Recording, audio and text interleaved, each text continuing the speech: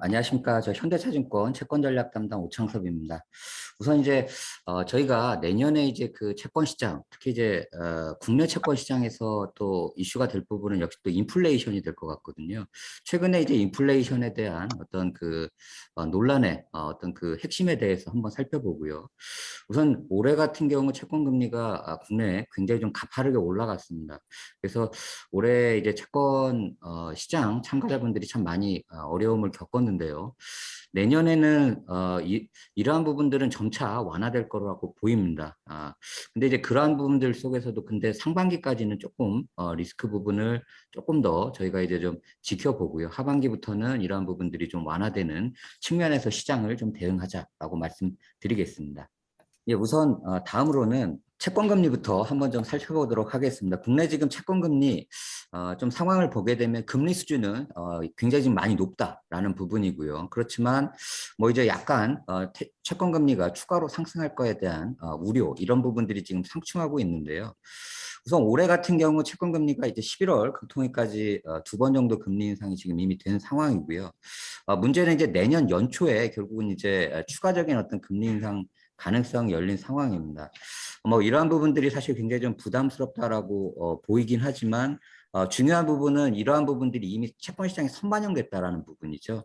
지금 한국 채권 시장 같은 경우는 지금 내년까지 3회가량 어떤 추가 금리 인상이 지금 반영된 상황입니다. 뭐 이러다 보니까 내년에 이제 연초에 금리 인상을 하게 되고 또 이제 하반기 한 번 정도 더 할 거다라는 게 어떻게 보면 금리 인상 부분이 굉장히 좀 가파르게 진행된 요 그 시나리오의 상단이라고 보이는데요. 이 부분까지도 이미 선반영을 했기 때문에 우선은 내년부터는 국내 채권거래 같은 경우는 굉장히 좀 완만한 어떤 상승 부분이 진행될 거다라고 보고 있습니다. 우선 채권 금리를 한번 좀 같이 올해를 정리해 보면요. 우선 주요국 기준금리 같은 경우는 올해 선진국들 보다는 이제 신흥국들이 금리 인상이 좀 가파르게 진행이 됐습니다. 뭐 브라질 같은 경우 올해 한 6%포인트 정도 올렸고요. 러시아 같은 경우도 한 3%포인트. 한국도 이제 하반기에 두 번 정도, 멕시코는 세 번 정도. 사실 이제 어떻게 보면은 한국은 뭐 사실 선진국으로 이렇게 분류가 되긴 하는데 금융시장 상관관계에서는 사실 이제 신흥국 쪽에 영향을 많이 받습니다. 그래서 올해 좀 이제 글로벌 통화정책의 통화정책의 핵심은 선진국보다는 신흥국의 금리 인상 부분이 좀 특징적이었다라고 볼 수 있고요. 그리고 그렇다 보니까 올해 신흥국들의 전반적인 채권 금리가 또 상대적으로 굉장히 많이 올랐습니다. 한국 같은 경우도 올해 굉장히 좀 채권 금리가 좀 많이 오른 편이고요. 뭐 그러다 보니까 이제 내년을 이제 저희가 생각해 봤을 때는 오히려 이제 신흥국들은 이런 그 매를 일찍 맞았기 때문에 어떻게 보면 이제 소나기는 이제 피해가는 국면이라고 보이고요. 상대적으로 이제 선진국들이 내년에 어떤 그 금리 인상 이슈가 있다 보니까 이제 선진국으로 어떤 금리 상승의 어떤 무게중심이 이동하는 상황이다라고 보입니다. 그리고 이제 국내 채권금리 동향을 보게 되면 지난 이제 하반기부터 해서 채권금리가 이렇게 계속 가파르게 올라왔죠. 국내 채권금리. 왜냐하면 이제 금리 인하 사이클이 끝나면서 이제 채권금리가 빠르게 바닥 국면을 회복하고 이제 어떻게 보면 채권금리 어떤 그 이제 상승 사이클이 이렇게 이제 시작됐는데요. 여기서 특징적인 부분은 한국 같은 경우는 이게 이렇게 쭉 쉬지 않고 올라왔는데 미국 같은 경우는 이렇게 바닥에서 올라온 다음에 사실 쉬어간 다음에 지금 다시 이렇게 올라가는 국면이 진행됩니다.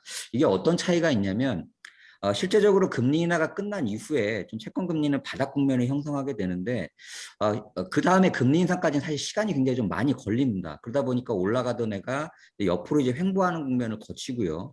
이게 이제 실제적인 다음 이제 금리 인상과 함께 이제 같이 올라가는 그림인데요. 한국 같은 경우는 이미 이제 금리 인상이 이런 이제 휴지기 없이 그냥 쭉 올라가다 버리니까 굉장히 많이 올랐습니다. 미국 같은 경우는 여기 쉬었다가 이제 다시 가는 그림인 거죠. 그래서 이제 한국 같은 경우는 오히려 좀 이렇게 금리의 어떤 고점 징후들도 일부 나타나고 있고요. 그러다 보니까 상승 탄력이 앞으로 굉장히 떨어질 수밖에 없다라는 부분을 저희가 좀 생각해 볼 수가 있을 것 같습니다. 그리고 이제 채권 금리를 보게 되면 4, 4분기를 기점으로 해서 한국, 미국 채권 금리가 다시 이제 상승 국면을 좀 재개를 하고 있는데요. 여기서 이제 중요한 부분은 앞으로 한국보다는 미국의 어떤 채권 금리 상승이 조금 더 가파라질 가능성이 높다라고 좀 보이고 있습니다. 한국 같은 경우는 사실상 이제 앞으로는 이제 그 채권 금리의 상승 탄력이 떨어질 수밖에 없고요. 지금은 이제 바닥 국면에서 채권 금리가 이렇게 올라가는 국면인데 올해 채권 투자 성과가 굉장히 저조했던 이유는 금리가 바닥 저점에서 올라가다 보니까 채권의 어떤 기본적인 이자 수익 자체가 가장 낮은 상황이었고요. 채권 가격이 이렇게 쭉 금리 상승과 함께 떨어지면서 채권 투자 손실이 좀 크게 나타나면서 올해 채권 투자 성과가 굉장히 좀 부진했습니다. 근데 이제 어떤 상황으로 가게 되냐면 이제 금리는 어느 정도 이제 많이 올라왔고요. 그래서 이제 그 채권 투자의 기본이 되는 이자 수익이 크게 늘어난 반면에 앞으로의 금리 상승 탄력은 떨어질 수밖에 없습니다. 그러다 보니까 국내 채권 투자 같은 경우는 앞으로는 결국은 이자는 계속 높아지고 그다음에 이제 채권 가격 채권 투자 손실은 이제 줄어들면서 전체적으로 이제 투자 부분 어떤 수익 자체가 개선되는 이런 이제 흐름으로 이미 들어간 상황이거든요. 그렇지만 이제 내년 상반기 같은 경우는 특히 미국의 어떤 금리 인상 이슈 등을 감안했을 때는 아직까지는 약간의 더 이제 어려운 구간이 있을 것 같고요. 대신 하반기를 기점으로 해서는 이제 채권 투자에서도 이제 수익 부분이 차츰 개선되는 이런 완화 흐름을 예상하고 있습니다. 내년에는 결국 세계경제 핵심은 결국 이제 인플레이션 논쟁이 될 수밖에 없다라고 보이는데요. 뭐 결론적으로 말씀드리면 최근에 어떤 인플레이션 논쟁이 일시적 현상이었다라고 이제 판단했던 상반기 흐름이 조금 이제 좀 불안하다라는 요인으로 좀 바뀐 상황입니다. 뭐 이렇게 보시면 뭐 최근에 리가르드 총재라든지 ECB 총재 제롬 파월 또 이제 구로다 일본 총재들도 결국 이제 인플레이션에 대해서 좀 우려를 하고 있는데요. 이런 이제 그 배경에는 이제 IMF가 지난 10월 월드 이코노믹 아웃룩 발표 당시에 각국 중앙은행들이 향후 인플레이션 위험에 신속히 대응할 필요성이 있다라고 언급을 하면서 이제 통화 정책의 분위기가 좀 많이 바뀐 영향이 크다라고 보입니다. 상반기까지는 사실 대다수 전문가들이 인플레이션은 일시적이다라고 이제 보고 있었고요. 뭐 이러한 부분에서 이제 가장 중요한 부분은 뭐 유휴 인력이라든지 뭐 일본형 어떤 디플레, 뭐 이제 자동화에 따른 임금주도 어떤 인플레이션 요인 약화, 뭐 이런 부분들이 사실 이제 좀 부각이 됐던 방면에 이제 일부 이제 그 전문가들은 이제 유동성 부분 또 이제 차이나발 어떤 그 값싼 물건 공급 자체가 떨어지면서 이런 차이나 인플레이션 이런 부분들이 얘기가 나오면서 이게 좀 논쟁이 됐었습니다. 근데 이제 하반기 되면서 이게 인플레이션 논란이 결국 본격적으로 된 부분은 사실 이제 물류 대란이었고요. 이제 해운 부분을 중심으로 해서 글로벌 어떤 그 공급망 문제의 어떤 차질이 발생하면서 특히 이제 원자재 가격을 중심으로 인플레이션이 굉장히 좀 가파르게 올라갔던 상황입니다. 최근에는 이러한 부분들이 이제 그 상해 어떤 그 운임 지수라든지 발태 운임 지수, 그러니까 운송 관련 이제 지표들이 좀 이제 꺾이면서 이제 내년 상반기 중에는 이런 물류 대란 부분이 굉장히 좀 완화가 될 거다라는 이제 기대가 형성되고 있는데요.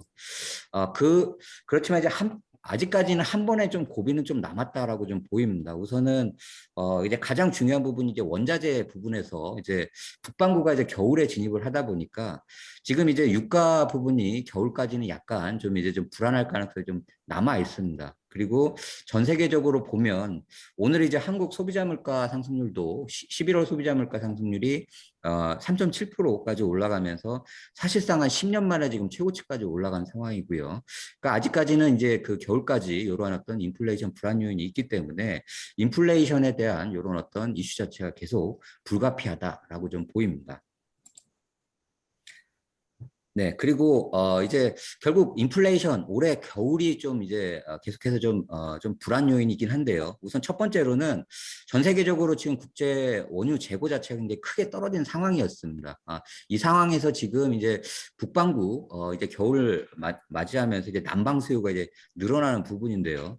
얼마 전에 그래서 바이든 대통령이 결국 전략 비축유까지 이제 투입을 하면서 이런 부분들을 최대한 대응을 하려고 하고 있지만 역시 겨울이 결국은 유가의 어떤 위기의 정점이다라고 좀 보이는 부분을 좀 간과할 수는 없을 것 같습니다. 그리고 이제 두 번째로는 최근에 이제 전 세계적으로 차이나 인플레이션이 또 같이 오고 있다라는 부분도 지금 아직까지는 좀 인플레이션 부분에 좀 부담 요인인데요. 중국 같은 경우는 이제 지난 이제 9월 정도에 전력난도 있었고, 그리고 이제 전체적으로 중국의 생산자 물가가 지금 가파르게 계속 올라가면서 이러한 부분들이 전 세계 물가의 어떤 불안 요인으로 지금 상존을 하고 있습니다. 그래서 이러한 부분들이 결국 물가의 이슈에서 좀 부각되는 부분이 좀 불가피하고요. 그리고 일부 이제 또 우려되는 부분은 또 이제 국제적 분업 체계 약화, 글로벌 이제 서플라이 체인이라고 하는 이러한 부분들이 지금 이제 미중 이제 그 패권 전쟁 이후에 글로벌 이제 그 분업 체계가 약화되고 있는 부분이 또 이 물류를 중심으로 해서 또 이제 인플레이션 압력을 높일 수 있다라는 이런 어떤 일부 이제 우려들도 있는 상황입니다. 그리고 마지막으로는 이제 전 세계 이제 환경 규제, 뭐 그린 인플레이션이라고 하죠. 뭐 이제 탄소 배출권, 뭐 이런 이제 규제라든지 뭐 플라스틱을 사용하지 않는 이런 이제 이런 부분들이 전체적으로 좀 생산 비용을 좀 높이는 부분들도 물가 부분에 좀 불안 요인이다라고 지금 이제 계속 부각되고 있으면서 결국은 이제 내년 상반기까지는 결국 이제 인플레이션 부분이 통화 정책에서 가장 이제 좀 핵심으로 달아질 수밖에 없는 상황이다라고 보입니다. 근데 이제 사실 이제 인플레이션 논쟁의 핵심은 이런 부분일 것 같습니다. 사실 코로나 이전까지는 인플레이션은 사실 잊혀졌던 존재였거든요.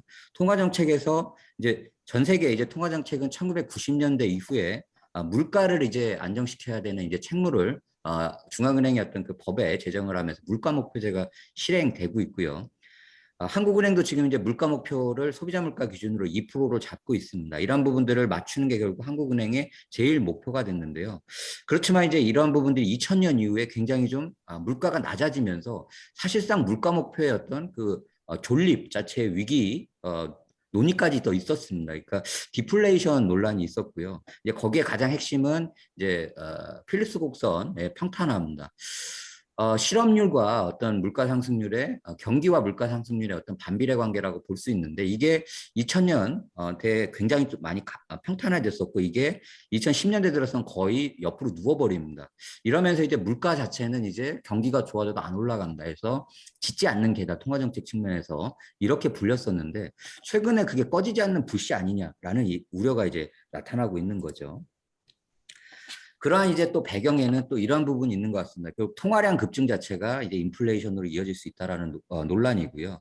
뭐 지난해 코로나 사태 이후에 전 세계적으로 유동성이 굉장히 많이 늘어났고 그러면서 이제 뭐 자산 가격, 뭐 부동산, 자산 뭐 그다음에 이제 그 주가라든지 아니면 또 가상 자산이죠. 뭐 비트코인이라든지 이런 전 세계 가상자산들이 이렇게 쭉 올라가면서 이러한 부분들이 이제 인플레이션으로 사실 이어지게 됩니다. 왜냐하면 인플레이션이라는 용어 자체의 정의가 그러니까 통화량 증가에 따른 통화 가치의 지속적인 하락 이에 따른 이제 인플레이션이라는 부분인데요. 이게 이제 두 가지 부분으로 이제 영향을 미칩니다. 증가는 우선 자산 가격 상승으로 바로 이어지고요. 이러한 부분들이 소득 효과라죠. 자산 가격이 올라가니까 수요가 늘어나고 또 이제 그 부동산 가격이 올라가니까 뭐 임대료라든지 아니면 주거비 등이 올라가면서 이게 인플레이션 압력을 높이는 이런 이제 메커니즘으로 결국 통화량 증가가 인플레이션으로 이어지고 있는데 지금 현재에도 이런 부분들이 일정 부분 나타나고 있다라고 지금 전 세계적 통화 정책들이 좀 우려를 하고 있습니다. 특히 이제 자산 가격 급등에 대한 좀 우려가 높은 상황이고요. 그렇기 때문에 사실 이제 내년에는 이제 좀 인플레이션 논란에 결국은 이제 본격적인 어떤 논쟁의 어떤 그 원년이 될 것 같습니다. 왜냐하면 올해 같은 경우는 인플레이션이 올라갔더라도 기저효과에 의한 어떤 일시적인 효과였다라고 볼 수 있지만 내년 이제 그 올해 기저효과 부분이 사라지기 때문에 물가 평가에 대한 어떤 원년이 될 수가 있습니다. 근데 여기서 2차 물가전이 효과 부분이 또 우려가 되고 있고요. 이러한 부분들이 최근에 기대 인플레이션 상승, 뭐 임금 상승률 확대 등으로 2차적 인플레이션 영향이 있을 수 있다라는 부분이 통화정책 측면에서 굉장히 좀 주목하고 있는 상황입니다. 그래서 이러한 부분들이 결국 이제 수요를 동반하는 인플레이션 환경이 아니다라는 우려고요. 또 이렇기 때문에 좀 발빠르게 중앙은행들이 좀 이제 통화 긴축으로 나서고 있다라고 좀 보입니다. 이제 전체적으로 이제 금리를 좀 말씀드리면요. 우선 금리 같은 경우 국내 채권 금리 3회가량 추가 금리 인상을 반영했다라고 보시면 될 것 같고요.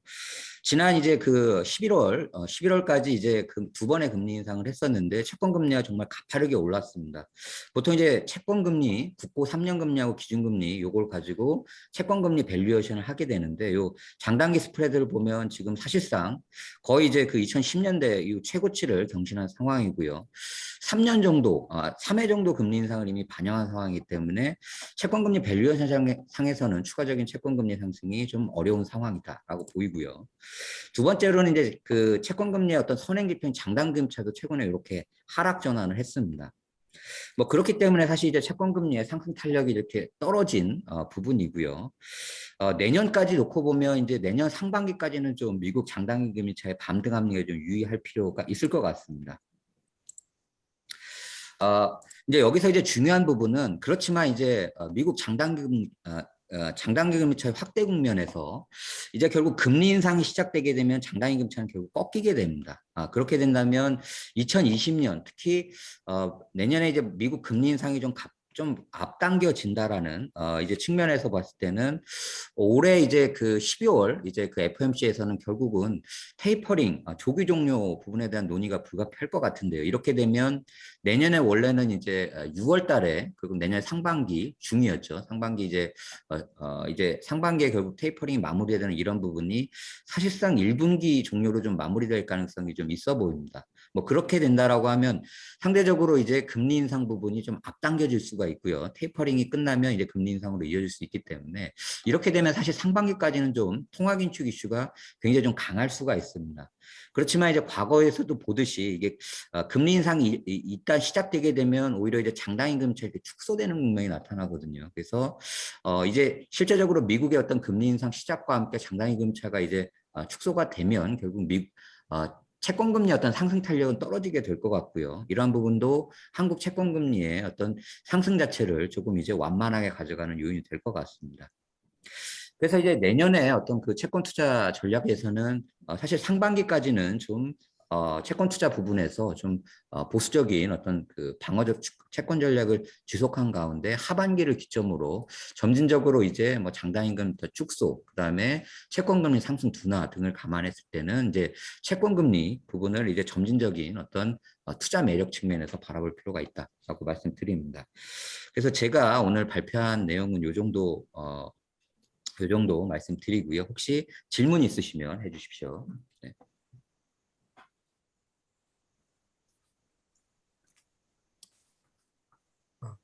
네, 지금까지 현대차증권의 오창섭 애널리스트의 발표 잘 들었습니다.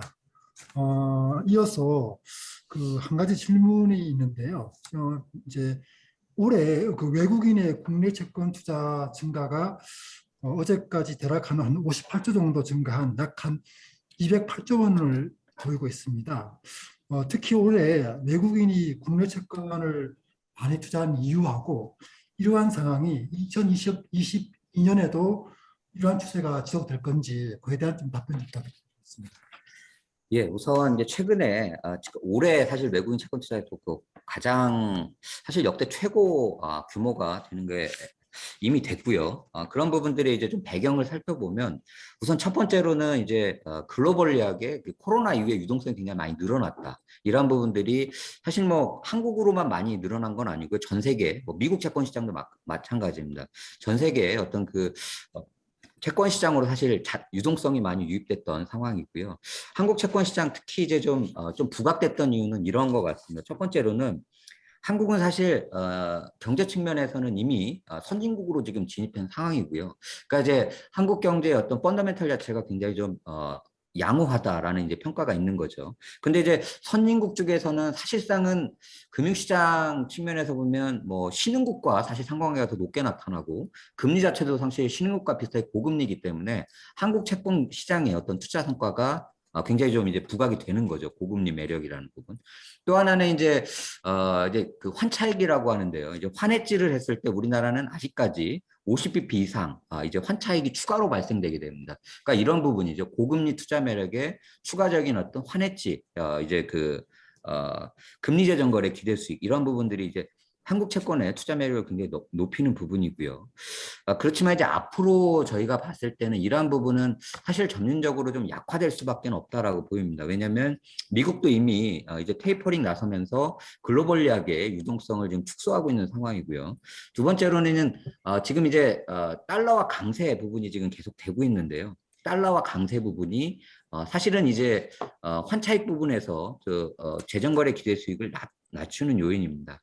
마지막으로 이제 앞으로의 이제 채권금리 부분에서는 그동안은 이제 신흥국, 한국도 이제 굉장히 좀 채권금리가 상대적으로 많이 올라오면서 금리 매력도가 이제 컸었는데 이제 내년부터는 오히려 이제 선진국들의 어떤 금리 인상이 시작되면서 상대적으로 이제 선진국 금리 인상 탄력이 더 높아질 것 같습니다. 이렇게 되면 금리차 부분에 있어서도 한국의 어떤 채권 투자 매력은 점진적으로 떨어질 수밖에 없기 때문에 물론 이제 투자 매력 측면에서는 아직도 한국 채권 시장의 투자 매력은 전 세계적으로 계속해서 높다라고 보이는데요. 근데 올해보다는 점진적으로 이제 외국인의 채권 투자 규모 자체는 줄어들 수밖에 없다고 보입니다. 예, 그 질문 답변 감사합니다. 지금 그 채팅창에 하나 질문이 이제 올라왔는데요. 사실 이게 뭐 해외 파트인지 어쨌거나 지금 오창석 패널께서 답변을 한번 부탁드릴게요. 오미크론 변이가 미국 통화 정책, 즉 테이퍼링 축소, 기준금리 인상 시기 유보 등 이러한 그 통화 정책에 미칠 영향은 현재로서는 그 제한적일 것이라고 연구원님은 보는 것인지요. 그리고 오미크론의 백신 효과의 의무로 시나리오를 가지고 계신지 간단하게 답변 부탁드리겠습니다. 예, 지금 이제 현대차증권의 그 오미크론 관련해서 지금 하우스뷰는요. 저희 이제 제약 관련 담당자 이제 그 애널리스트의 뷰로서는 사실 오미크론 부분이 굉장히 이제 우려가 심했었습니다. 그리고 이러한 부분들이 뭐 모더나에서 초반에 좀 백신의 효과 자체가 좀 떨어질 수 있다. 이런 부분이 우려로 작용을 했는데요. 아까 저희 이제 박승진 연구위원이 얘기했듯이 지금 확진자 자체는 늘어나고 있는데 지금 사망자라든지 치명률 자체는 사실 옆으로 이제 정체하고 있거든요. 그러니까 오히려 지금 치명률 자체는 떨어지고 있습니다. 그리고 이제 두 번째로는 이러한 부분들이 최근에 좀 빠르게 좀 긍정적인 데이터들도 지금 나타나고 있다라고 하는데요. 특히 이제 글로벌 제약사들 지금 이제 이야기들을 보게 되면 생각보다 빠르게 이 대응이 가능할 수 있다라고 이제 지금 제약사들이 백신을 굉장히 좀 빠르게 공급할 수 있다라고 지금 또 이제 보고 있는 내용들이 있고 또 하나는 이게 지금은 델타 변이 바이러스하고 이제 오미크론의 싸움이라고 보이는데요. 오미크론이 만약에 이게 다수종이 된다라고 한다라고 하면 델타 변이보다는 이게 사실은 어떻게 보면은 이게 다수종이 돼버리면 델타 변이가 사라질 수 있는 뭐 요인이 될 수 있다라고도 합니다. 그러니까 델타 변이보다는 이 오미크론 자체의 어떤 악영향 자체가 훨씬 작거든요. 그리고 오미크론 같은 경우에서는 지금 아프리카 내에서도 이미 좀 어느 정도 나타나고 있는 데이터들이 좀 있다라고 하는데 자연 어떤 그 면역 부분에서 더 델타 변이보다 훨씬 더 인간의 어떤 그 면역 체계 부분에서는 더 이제 극복할 수 있는 가능성이 좀 높을 수 있다라는 또 데이터도 일부 나타나고 있다라고 하거든요. 그래서 만약에 이제 앞으로 이제 확산 과정이 어떻게 진행되느냐가 이제 관건이긴 하겠지만 오미크론 자체의 역할보다는 오미크론 자체의 어떤 리스크 자체는 사실 줄어들고 있다라고 보이고요. 오히려 델타 변이보다도 오미크론 자체는 이 대응 부분에 있어서는 조금 더 백신이라든지 치료제 이런 부분에서는 조금 더 유리한 부분이 있을 수도 있다 정도의 어떤 그 판단들이 지금 나오고 있는 것 같습니다. 네. 예, 그 답변 감사드립니다. 그리고 질문을 한 가지를 더 해주셨는데요. 지금 그 오미크론 이슈로 인해서 이번 주에 유가라든가 천연가스 등의 원자재 가격이 급속도로 하락을 했는데 2022년도 그 원자재 상방선이 지금에서 다시 상승할 여지가 높은지 아니면 이 선에서 유지가 될 것으로 예상하시는지 좀 의견을 듣고 싶습니다. 우선은 이제 전체적인 어떤 원자재 이제 컨센서스 자체는 내년에 결국 물류 공급망 이 부분이 상반기를 기점으로 완화된다라고 보는 게 대다수 전문가들의 견해고요. 그러다 보니까 유가도 결국 올해 유가 부분이 사실 이제 가장 좀 중심이 될 것 같은데 유가가 결국 올해 올해 겨울이 정점이 될 거다라는 기대.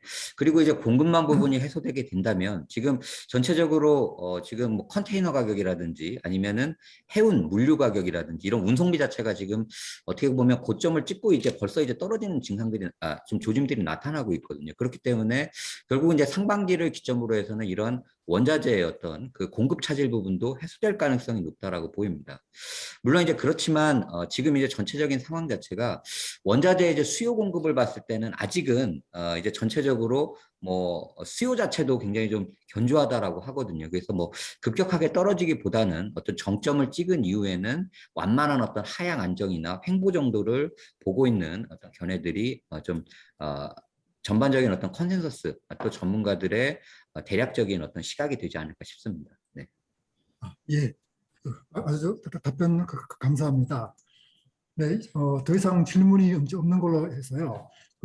지금까지 이상으로 2022년 그 국내외 채권 시장 전망과 투자 전략을 살펴보는 그 채권 포럼을 마치겠습니다. 그 오늘 발표 자료는 제가 채팅창에 올렸는데요. 채권정보센터에 게시되어 있습니다. 필요하신 분은 다운로드 하시면 되겠습니다. 오늘 제가 참석해 주신 발표자 두 분과 관계자 여러분께 다시 한번 감사드립니다. 내일 뵙겠습니다.